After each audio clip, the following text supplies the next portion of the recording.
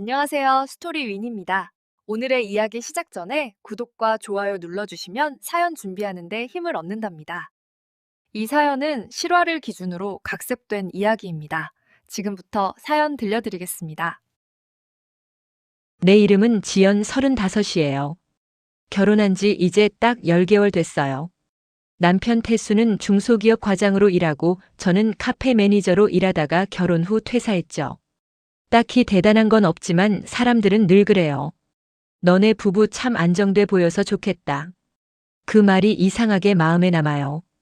왜냐면 안정된 척 하고 있었거든요. 결혼 전엔 자주 못 뵈었어요. 시어머니는 전형적인 강한 어른이었죠. 첫 인사 때 제 손을 잡고 그러셨어요. 요즘 애들은 다 약해. 우리 집엔 그런 거 없어. 웃으면서 하셨지만 이상하게 그때 손이 차갑더라고요. 그날 밤 이상하게 잠이 안 왔어요. 그 말이 귓가에 계속 맴돌았거든요. 우리 집엔 그런 거 없어. 처음엔 별일 없었어요.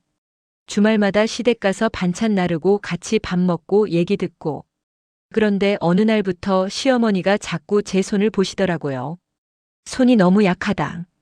일 좀 안 해봤지? 그때마다 괜히 웃으며 넘겼지만 속은 불편했죠. 그분 눈에는 제가 늘 부족했나 봐요. 며느리라면 일해야 한다는 기준 속에 전 늘 어긋났어요.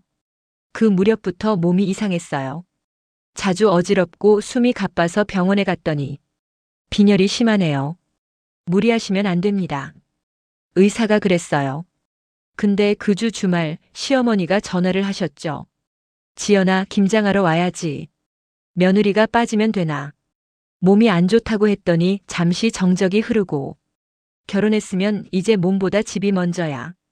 그 말이 너무 아프게 꽂혔어요. 남편한테 조심스럽게 말했어요. 나 이번엔 좀 쉬면 안 될까? 태수는 휴대폰만 보면서 대답했어요. 엄마는 원래 그런 분이야. 그냥 잠깐 도와드리고 와. 그 말에 이상하게 눈물이 났어요. 나 혼자구나. 결혼이란 게 서로가 아닌 가족의 일로 바뀌는 순간이 그렇게 빨리 올 줄 몰랐거든요. 그날따라 유난히 바람이 차가웠어요. 마당 한켠에서 김치 속 버무리다가 갑자기 시야가 흐려졌어요. 누가 제 어깨를 흔드는 것 같았어요. 지연아, 정신 차려. 눈을 떴을 땐 시어머니 얼굴이 가까이 있었죠. 근데 그 표정 걱정보다는 짜증이었어요. 이 와중에 쇼하냐? 그 말이 귓가에서 오래 맴돌았어요. 집에 돌아오자마자 침대에 쓰러졌어요. 온몸이 쑤시고 눈물이 멈추질 않았어요. 남편은 그냥 말했죠. 엄마는 다 너 잘 되라고 그러는 거야. 그 순간 알았어요. 우리 사이엔 사랑보다 해석의 차이가 너무 컸다는 걸. 그날 밤 베개에 얼굴을 묻고 중얼거렸어요. 이게 결혼이야? 새벽 5시 조금 넘었을 때였어요. 벽시계 초침만 또각또각 소리내는 고요 속에서 갑자기 휴대폰이 울렸죠. 어머니. 받자마자 첫 마디가 그거였어요. 지연아, 오늘 장 보러 같이 가자. 잠결에 오늘은 좀 하려던 말이 끝나기도 전에. 며느리라면 말이 끝나기 전에 내 하는 거야. 그 말에 잠이 확 깼어요. 몸이 무거워서 못 일어나겠다고 하니 요즘 애들은 마음이 약해서 병이 생기는 거야. 전화를 끊고도 한동안 손이 떨렸어요. 어쩐지 이 집에 들어온 이후로 내 몸은 내 것이 아닌 느낌이었거든요. 점심 무렵 송파 시장 근처 대형마트. 형광등 아래에서 비닐 장갑 끼고 깍둑 썬 무가 물처럼 쏟아지고 생선 코너에서는 퍼덕이는 비린내가 코를 찔렀어요. 어머니는 카트에 생닭, 무, 파, 배추, 세제까지 잔뜩 던져 넣으셨어요. 너 계산대에서 쿠폰 챙겨. 며느리는 알뜰해야 해. 허리 밑이 뜨겁게 당기는데도 그냥 고개만 끄덕였죠. 엘리베이터를 기다리며 손목에 찍힌 장바구니 끈 자국을 보는데 아, 내가 왜 여기 서 있지? 갑자기 그런 생각이 들었어요. 집에 돌아와서 현관에 박스 내려놓자마자 어머니가 말했죠. 이거 오늘 다 정리하자. 그 말이 마치 넌 쉴 자격이 없어라고 들렸어요. 저녁 거실 소파. 태수는 회사 메신저에 대답하느라 손가락만 바쁘게 움직였어요. 나 오늘 새벽부터 장 보러 다녀왔어. 응, 고생했네. 눈도 안 떼더라고요. 어지러워서 거의 쓰러질 뻔했어. 그제야 고개를 드는가 싶더니 엄마가 부탁한 건데 한 번만 더 이해해주면 안 될까? 순간 속에서 뭐가 확 끓어올랐어요. 한 번만 더가 몇 번이었는지 기억해? 난 내 몸이 감당이 안 돼. 태수는 잠깐 침묵하다가 결국 다시 핸드폰으로 돌아갔어요. 그건 대화의 끝이 아니라 사실상 나 몰라라의 신호였죠. 다음 날 집 근처 작은 카페에 혼자 앉았어요. 스피커에서 잔잔한 피아노가 흐르고 에스프레소 향이 좁은 공간에 꽉 차 있었죠. 노트에 적었어요. 나는 무리하고 있다. 나는 아플 권리가 있다. 쓰고 보니 웃음이 났어요. 아플 권리라니. 근데 정말 그랬거든요. 누군가 쉬어도 된다고 말해주길 바랐어요. 그때 어머니에게 메시지가 왔어요. 내일 새벽에 콩나물 다듬자. 손 빠른 사람이 필요해. 휴대폰 화면을 내려놓는데 눈물이 뚝 떨어졌어요. 사장님이 물티슈를 건네며 조심스럽게 물었죠. 괜찮으세요? 네, 그냥 좀 피곤해서요. 사실은 사람이 아닌 손처럼 취급받는 느낌이었어요. 병원. 엘리베이터 앞에서 소독약 냄새가 확 올라왔어요. 의사 선생님이 차트를 넘기며 말했죠. 철결핍성 빈혈이 꽤 심하고 혈압도 자주 떨어지네요. 이번 주는 무조건 쉬세요. 아, 네. 약이랑 주사 처방해 드릴게요. 너무 어지러우면 응급실 가셔야 합니다. 병원 복도를 나오는데 발밑이 약간 흔들리는 느낌이었어요. 태수에게 사진 찍어 보냈죠. 이번 주 무조건 쉬래. 그는 읽은 표시만 남기고 답이 없었어요. 잠시 뒤 어머니에게서 전화. 너 병원 갔다 왔다며? 그 정도로 유난 떨 거 아냐? 내일 오전에 장독대 정리 좀 하자. 저도 모르게 대답했어요. 어머니, 이번 주는 쉬라고 하셨어요. 의사가 너 대신 우리 집 살림해주냐? 그 말 칼끝 같았어요. 통화가 끝나고 빈 복도에서 나는 한참 멈춰 서 있었죠. 그날 밤 현관문 비밀번호 누르는 소리가 들리더니 어머니가 들어오셨어요. 앞치마를 들고 오셔선 식탁 위에 툭 던지며 말했죠. 내일 아침 6시에 깨워. 며느리는 부지런해야지. 의사가 며느리 교육도 해. 순간 눈앞이 번쩍했어요. 어머니, 전 사람이지 도구가 아니에요. 어머니 표정이 굳더니 너 지금 누구한테 말버릇이야? 시간이 멈춘 것 같았어요. 냉장고 컴프레서 돌아가는 소리만 윙 하고 이어졌죠. 그때 안방 문이 열리고 태수가 나왔어요. 우릴 번갈아 보더니 둘 다 진정해. 그 말 속엔 어느 편도 들지 않겠다는 선언이 숨어 있었어요. 그날 밤 난 거실 바닥에서 이불 하나 덮고 잤어요. 경계선 위에 누워있는 기분으로. 새벽 5시 반. 알람도 없는데 눈이 떠졌어요. 몸을 일으키려는데 어지러움이 파도처럼 밀려왔죠. 나는 벽을 더듬어 욕실까지 갔다가 차가운 세면대에 이마를 대고 숨을 고르면서 생각했어요. 오늘은 못 간다. 오늘만큼은 내 편을 들어줘야 한다. 거실로 나왔더니 어머니가 이미 서 있었어요. 왜 안 깨웠어? 벌써 6시야. 오늘은 못해요. 순간 공기가 얼었어요. 어머니가 천천히 다가오며 말했죠. 내가 우리 집에 와서 한 게 뭐가 있어? 살려고 했어요. 최소한 제 몸은 지키려고. 그때 갑자기 시야가 멀어졌고 손끝에서 힘이 빠졌어요.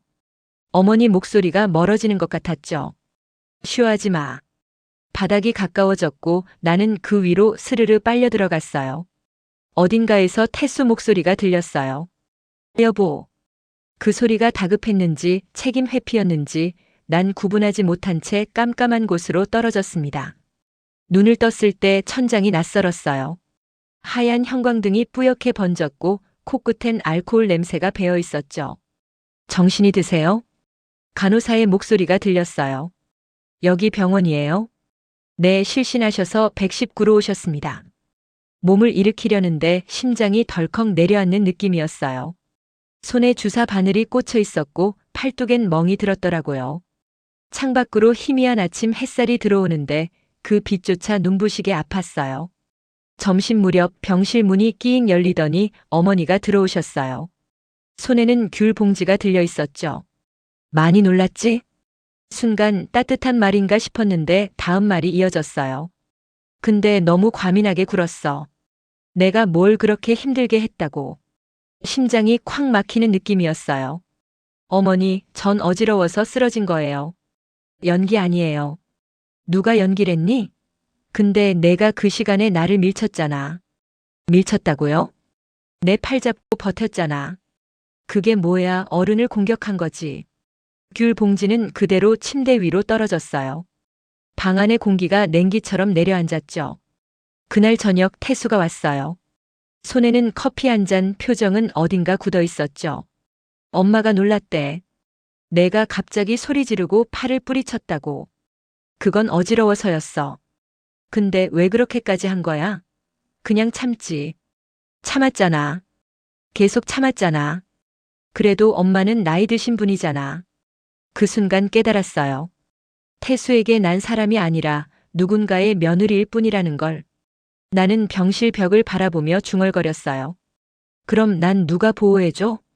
그는 아무 대답도 안 했어요. 커피 냄새만 공중에 오래 남았죠. 진료실에서 의사가 차트를 보며 말했어요. 지연 씨, 스트레스성 빈혈이 심각하네요. 수치가 많이 떨어졌어요. 스트레스요? 네, 피검사상으로는 영양 결핍보다 정신적 원인이 커요. 그럼 어떻게 해야 할까요? 가장 먼저 쉬셔야 합니다. 주변 환경에서 벗어나야 해요. 벗어나야 한다. 그 말이 머릿속에 계속 맴돌았어요. 근데 집으로 돌아가면 다시 그 목소리가 있을 텐데. 며느리는 이래야 해. 그건 핑계야. 넌 참 유난스러워. 그 말들이 내 혈관 속을 돌고 있는 것 같았어요. 퇴원 후 집으로 돌아왔어요. 식탁엔 아직 어머니가 두고 간 반찬들이 그대로였죠.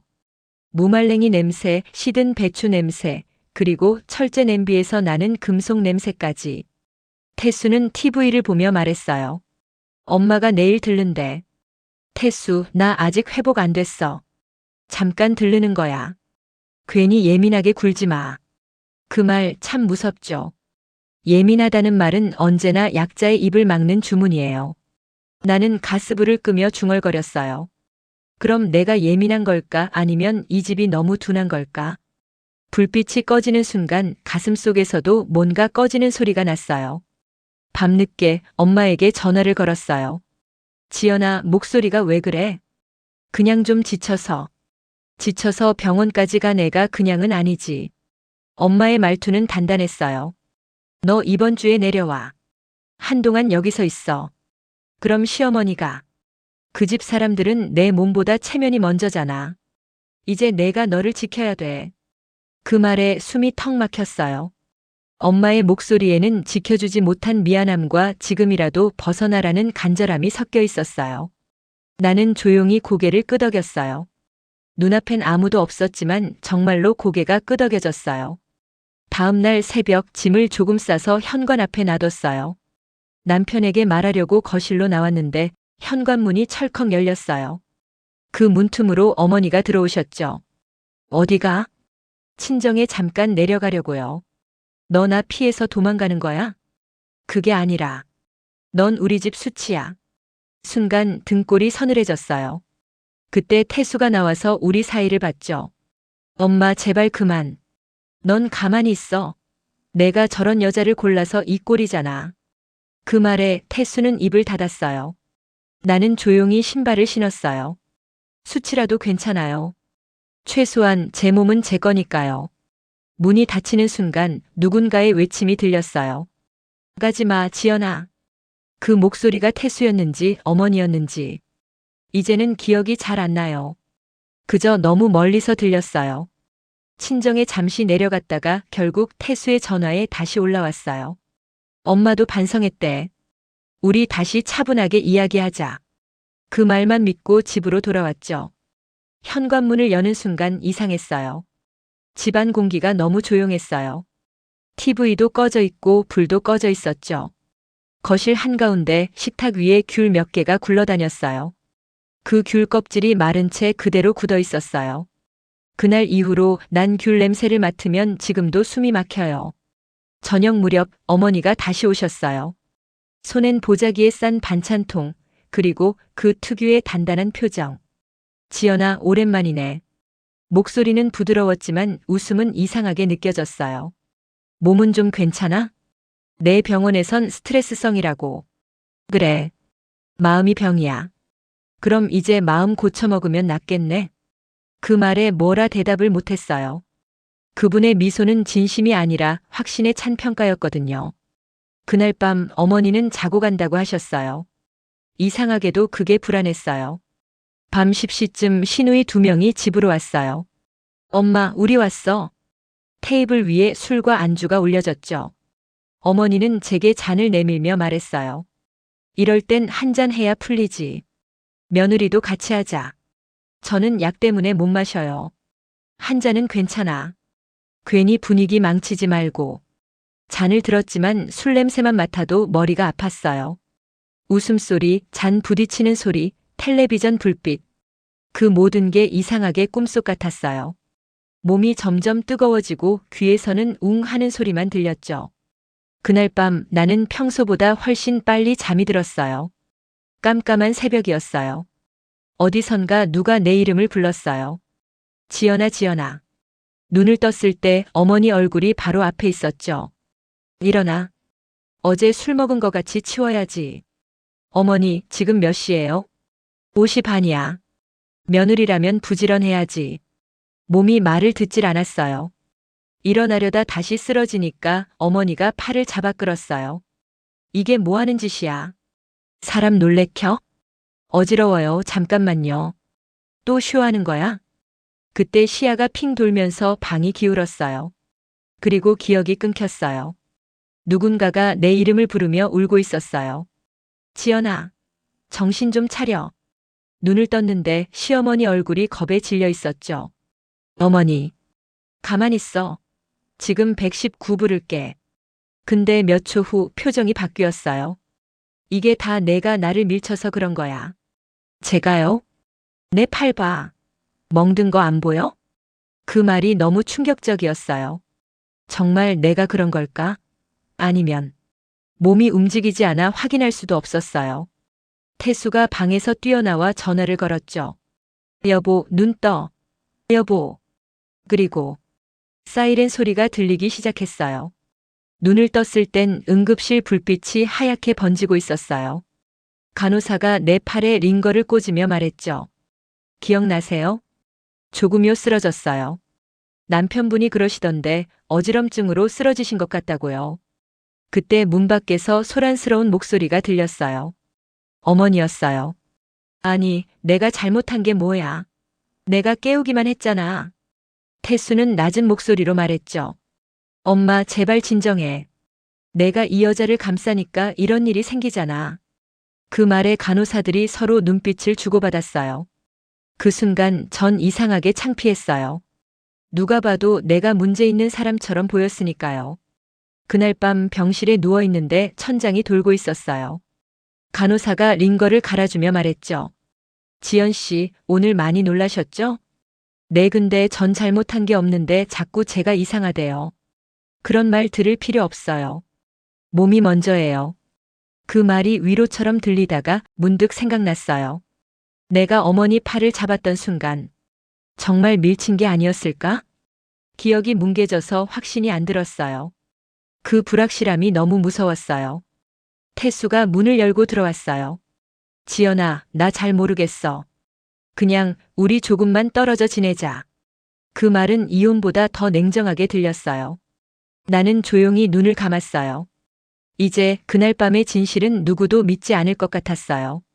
병실 문 앞에 퇴원 수속서를 들고 서 있었어요. 손이 덜덜 떨렸죠.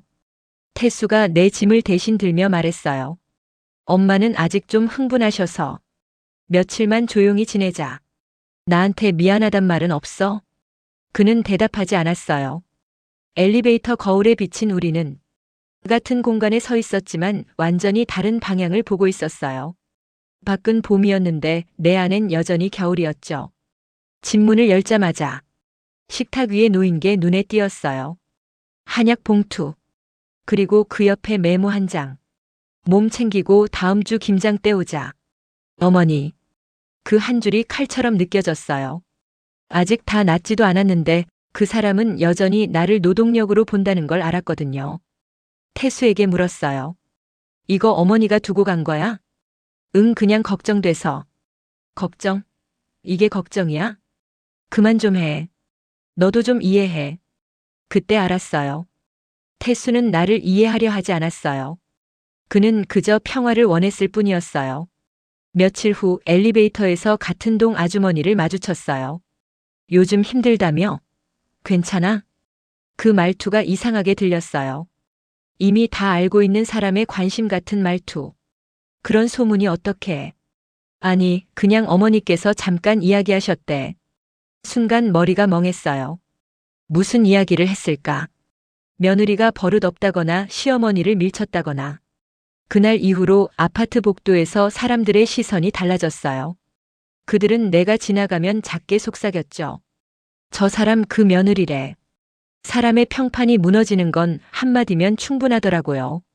그날 오후 엄마가 올라오셨어요. 문을 열자마자 엄마 얼굴이 굳었어요. 내 얼굴이 왜 이래? 그냥 좀 피곤해서. 피곤해서 사람이 이렇게 말라. 엄마는 냉장고를 열더니 속이 텅 빈 걸 보고 말했어요. 밥은 언제 먹었어? 대답을 못했어요. 엄마가 한숨 쉬더니 말했어요. 이 집 공기가 썩었어. 그 말이 너무 정확해서 눈물이 나왔어요. 그날 밤 엄마는 내 손을 잡고 말했어요. 지연아, 이제 나랑 가자. 하지만 난 아직 그 말을 쉽게 고개 끄덕일 수 없었어요. 이게 정말 끝일까? 그게 두려웠어요. 다음 날 시어머니에게서 전화가 왔어요. 지연아, 이번 주 일요일에 다 같이 식사하자. 어머니, 아직 몸이 완전하지가 않아서요. 그럼 앉아서 먹기만 해. 그 정도는 할 수 있잖아. 그 말은 명령이었어요. 결국 갔죠. 식탁에 앉자마자 시누이가 물었어요. 언니, 진짜로 엄마 밀쳤어요? 공기가 멈췄어요. 어머니는 아무 말도 안 했어요. 그게 더 끔찍했어요. 그런 적 없어요. 근데 엄마 팔에 멍 있었잖아요. 그건 제가 쓰러지면서. 됐어. 다들 봤잖아. 언니가 요즘 예민하다고. 그날 밥이 목에 걸렸어요. 밥이 아니라 모욕감이었죠. 집으로 돌아오는 길 차 안에서 말했어요. 태수, 넌 그날 내가 그랬다고 믿어? 그는 한참 침묵하다가 그냥 서로 잘못이 있었겠지. 그 대답이 더 잔인했어요. 서로 잘못이 있었다고. 엄마도 상처받았고 너도 힘들었고. 그럼 된 거잖아. 그럼 된 거야? 난 병원에 실려갔는데.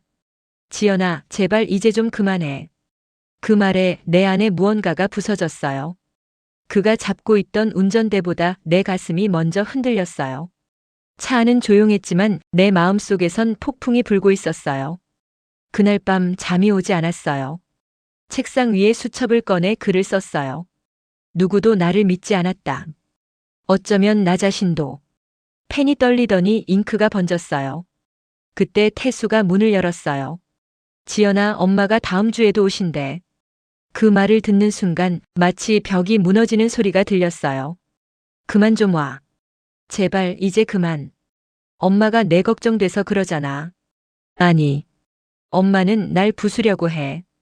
그 말이 입 밖으로 나오자 태수의 표정이 완전히 식었어요. 지연아, 너 요즘 좀 이상해. 그날 밤 난 깨달았어요. 이 집에서 이상한 사람이 되어버렸다는 걸. 병원 복도.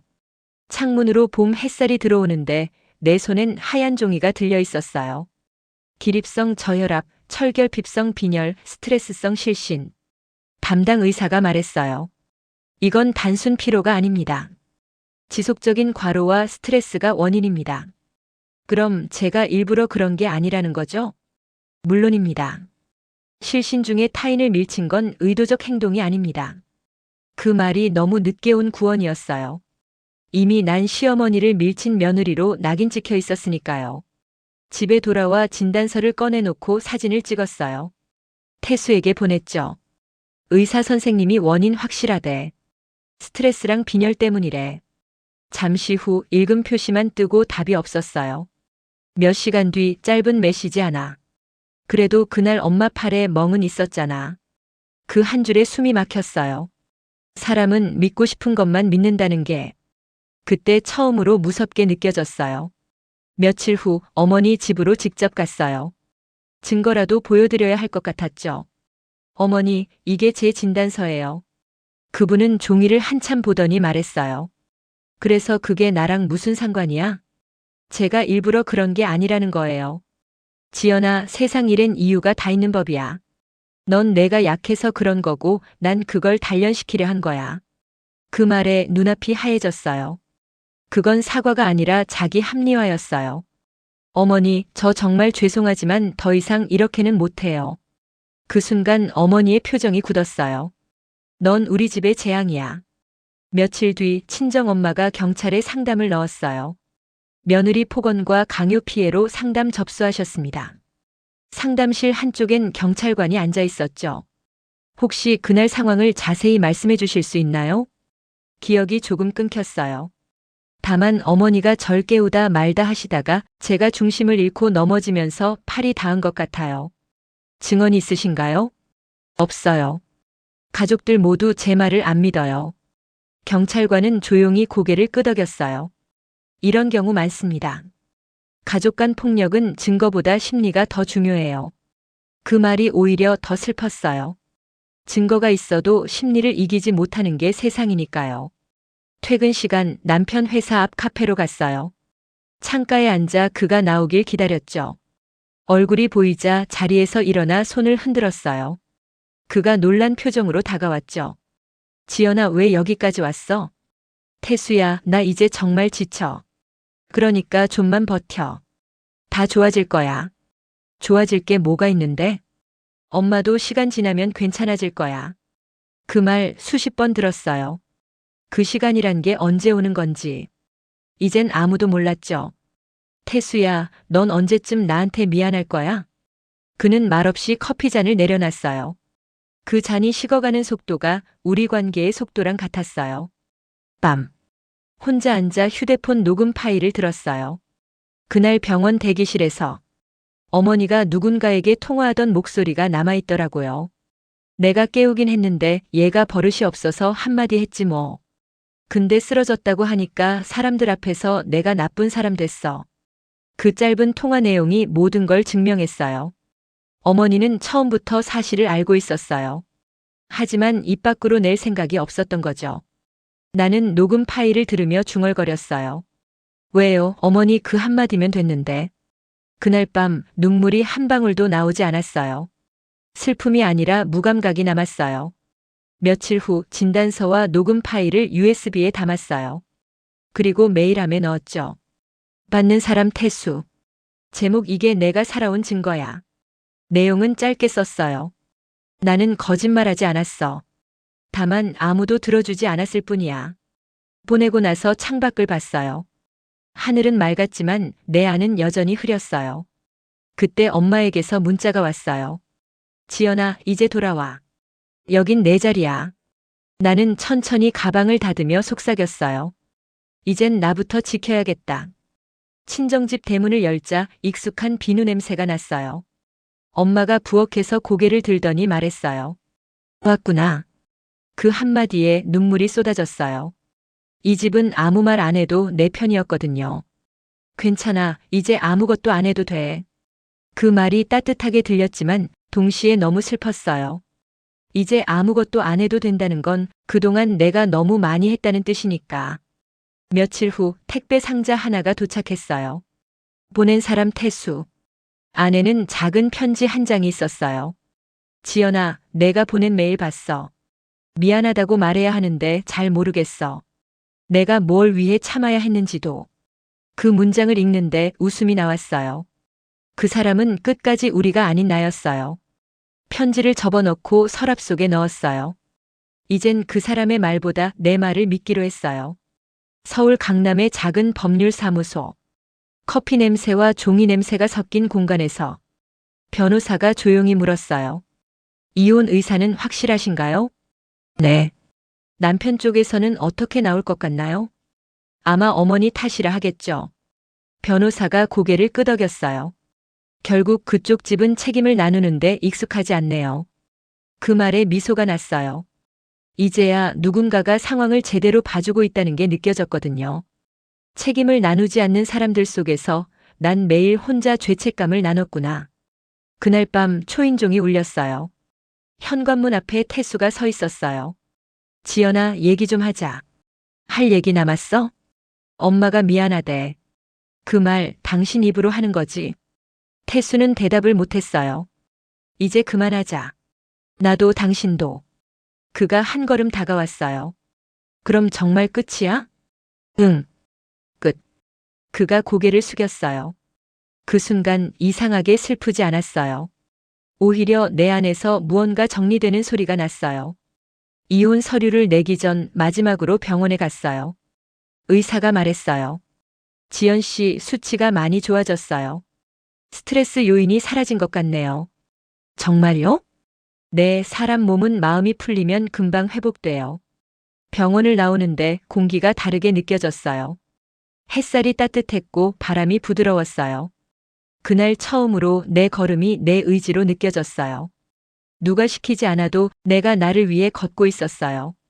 밤 10시쯤 모르는 번호로 전화가 왔어요. 받자마자 들린 목소리. 시어머니였어요. 지연아, 미안하다. 그 말이 이렇게 늦게 올 줄 몰랐어요. 왜 이제야요? 그땐 내가 옳다고 믿었어. 근데 지금은 모르겠다. 잠시 침묵이 흘렀어요. 이제라도 말해주셔서 고마워요. 내가 겪은 고생, 나도 언젠간 받을 거야. 그 말이 이상하게 무섭게 들렸어요. 받을 거야라는 건 벌처럼 느껴졌거든요. 며칠 후 이혼 서류에 도장을 찍었어요. 펜 끝이 종이를 스칠 때 그동안의 시간들이 한 장면씩 지나갔어요. 눈물은 나오지 않았어요. 이건 슬픔이 아니라 정리였으니까. 집으로 돌아와 창가에 앉아 커피를 마셨어요. 햇살이 손끝에 닿는데 이상하게 따뜻했어요. 나는 카메라를 바라보듯 조용히 중얼거렸어요. 그날 어머니의 그 한마디가 내 인생을 바꿨어요. 하지만 이제 내 인생은 내 거예요. 그리고 마지막으로 물었어요. 만약 당신이라면 그 사람을 용서하실 수 있겠어요? 오늘의 사연이 좋으셨다면 구독과 좋아요 눌러주시고 다음 영상에서 또 봐요.